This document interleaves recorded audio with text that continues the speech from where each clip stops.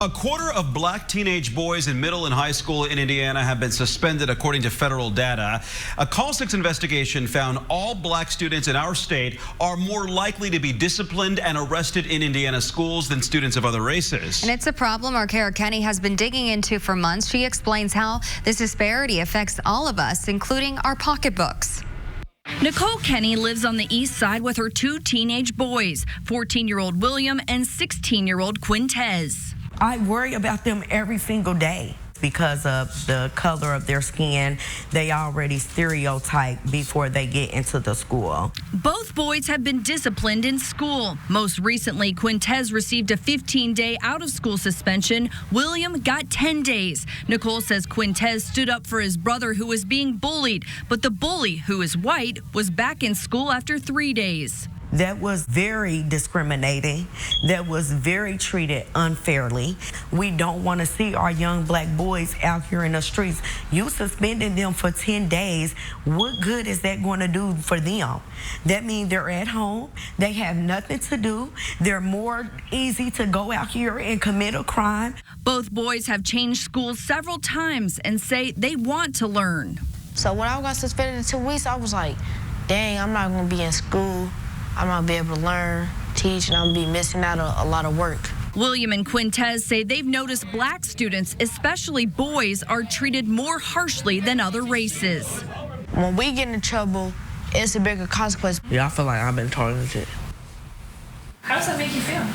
Made me feel like I ain't gonna be nothing. Make me feel like, dang, like is it true what they saying? Make me feel like sad or something. Nicole and her sons are not alone. Indiana ranks 4th highest in the country when it comes to the rate of out-of-school suspensions for black teens in middle and high school. Nearly a quarter of all black middle and high school students in Indiana have been suspended at least once. Look at Indianapolis public schools, the largest district in central Indiana. 48% of the student body is black, yet they make up 64% of in-school suspensions, 71% of out-of-school suspensions, and 73% of expulsions. So why is this happening? We took our questions to Janae Hanger and Dr. Gwen Kelly with the Children's Policy and Law Initiative of Indiana. We got to take a really hard look at when we bring down that hammer. They say one reason for the disparity is zero-tolerance policies that don't take into account why students behave a certain way.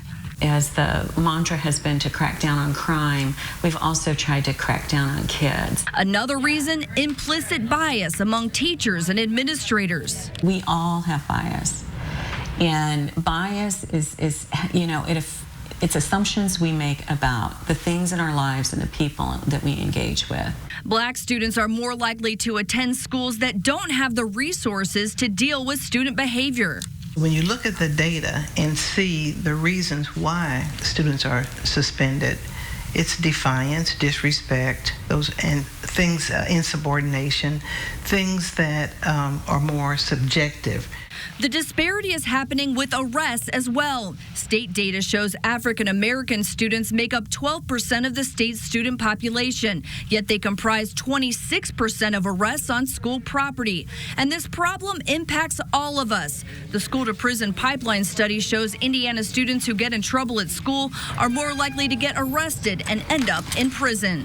They face collateral consequences that follow them and that make it disadvantage them being successful. We, the Hoosier taxpayers, pay $77,000 a year to confine a single young person. That's more than it costs to send your child to college for a year. Hanger and Kelly say part of the solution is training for teachers and school administrators on things like implicit bias, trauma, and cultural competency. As part of the Positive School Discipline Institute program, they've trained 34 schools so far, teaching school leaders to focus on why students behave the way they do. No, we're not saying children should come to school and cuss everybody out. We're not saying that kids should come to school and fight. But usually there's a reason behind what happened.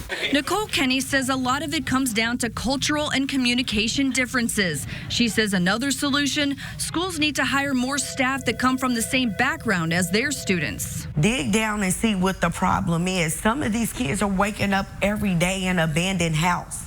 and come into school. These teachers don't know that. Some of these kids come home every day to no food.